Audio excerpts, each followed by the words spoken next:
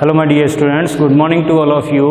Heartiest welcome to my online class. देखो, इसमें मैं आपको नोटिस का एक फॉर्मेट समझाने जा रहा हूँ लास्ट में, और आपको ये बताऊंगा कि अलग अलग टाइप के जो क्वेश्चंस आ जाते हैं उसको फॉर्मेट के अकॉर्डिंग हमें कौन सी लाइनों को ध्यान में रखते हुए उसको करना है।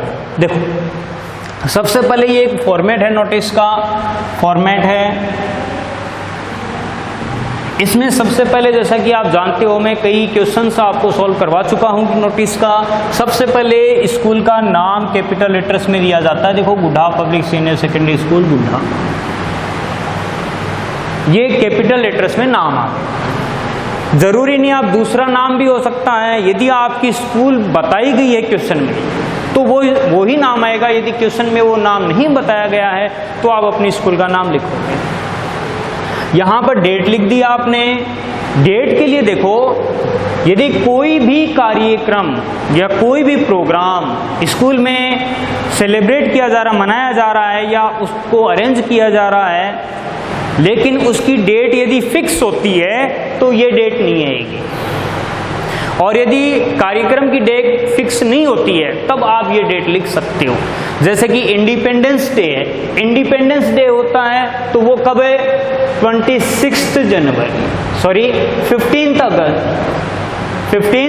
अगस्त इंडिपेंडेंस डे।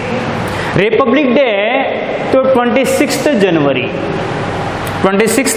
जनवरी। इनकी जो डेट है वो निश्चित है, इसीलिए ये डेट नहीं चलेगी।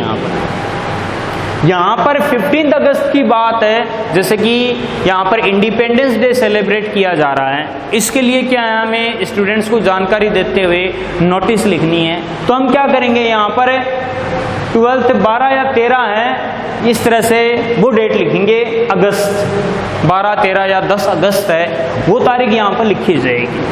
यदि यहाँ पर 26 जनवरी है तो हम क्या लिखेंगे, यहाँ पर 20 जनवरी लिखेंगे, 20th जनवरी, इस तरह से हम ये डेट देंगे। यदि सपोज करो गांधी जयंती है, 2 अक्टूबर को गांधी जयंती मनाई जाती है, 2 अक्टूबर को गांधी जयंती मनाई जाती है, तो हम वो डेट क्या देंगे, यहाँ पर सपोज करो सितंबर है, हमने दे दिया यहाँ पर 28 सितंबर दे दिया, सितंबर दे दिया हमने। इस तरह से ये तारीख देनी है।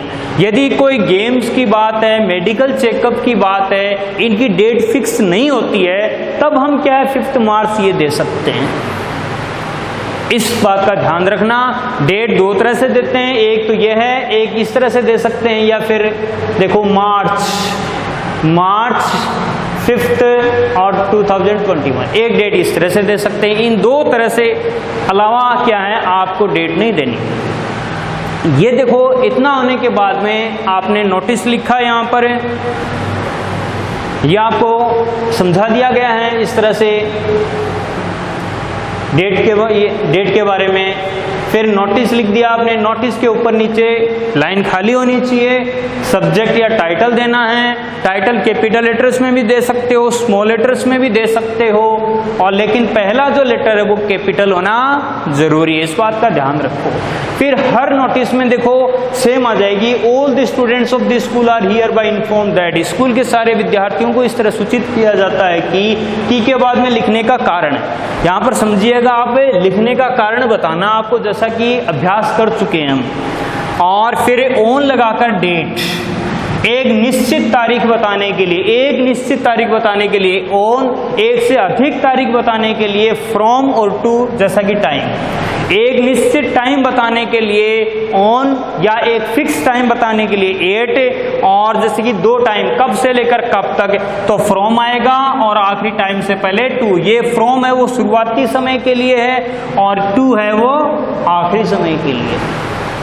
ठीक है, तो इनमें से देखो, ऑन इस तारीख को आयोजित किया जा रहा है, फ्रॉम कब से लेकर कब तक ये टाइम बताया जाएगा, लेकिन ये भी डेट भी हो सकती है। यहाँ पर ये क्या है, एक डेट को भी बताया जा सकता है, जैसे इस तारीख से लेकर इस तारीख तक। एक निश्चित तारीख से पहले ऑन, एक से अधिक तारीखों के लिए फ्रॉम और टू।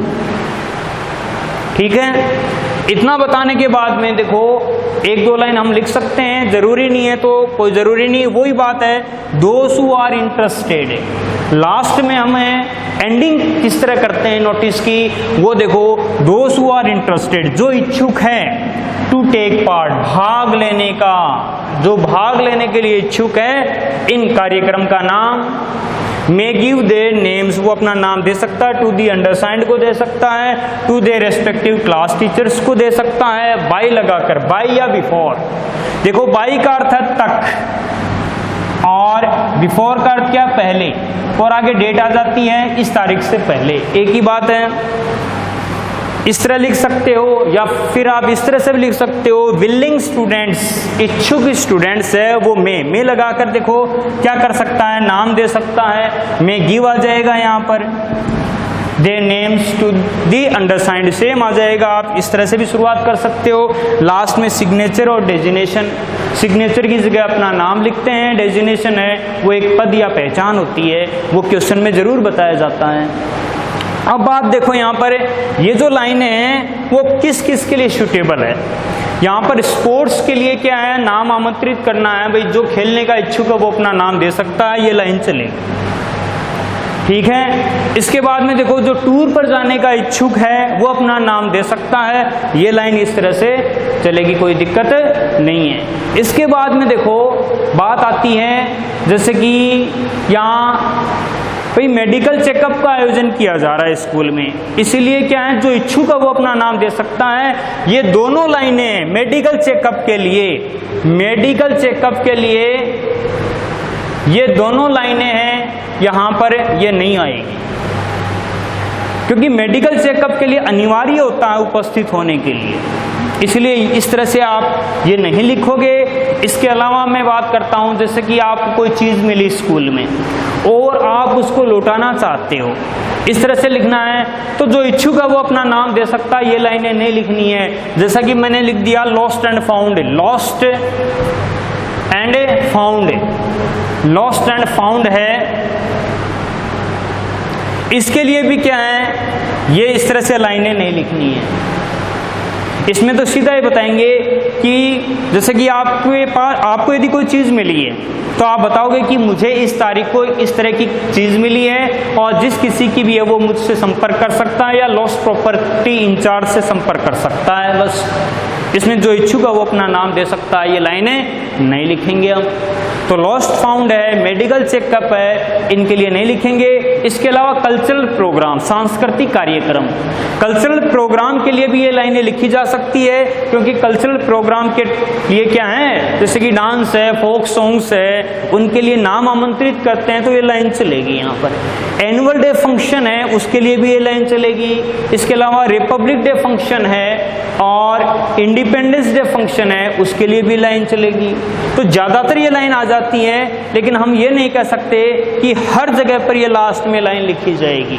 जैसा कि क्वेश्चन आता है कि अपने आप को प्रिंसिपल मानते हुए हॉलीडेज के लिए आपको 4 दिन का अवकाश घोषित करते हुए नोटिस लिखो।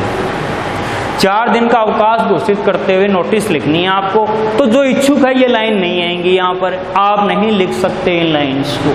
इसके अलावा आप देखो हॉलीडेज के लिए, और बाद में अपनी स्कूल है इस तारीख को रीओपन होगी, दोबारा या फिर से खुलेगी, ये जानकारी आप प्रिंसिपल के तौर पर दे रहे हो, तो जो इच्छुक है वो अपना नाम दे सकता है, ये लाइन नहीं लिखी जाएगी।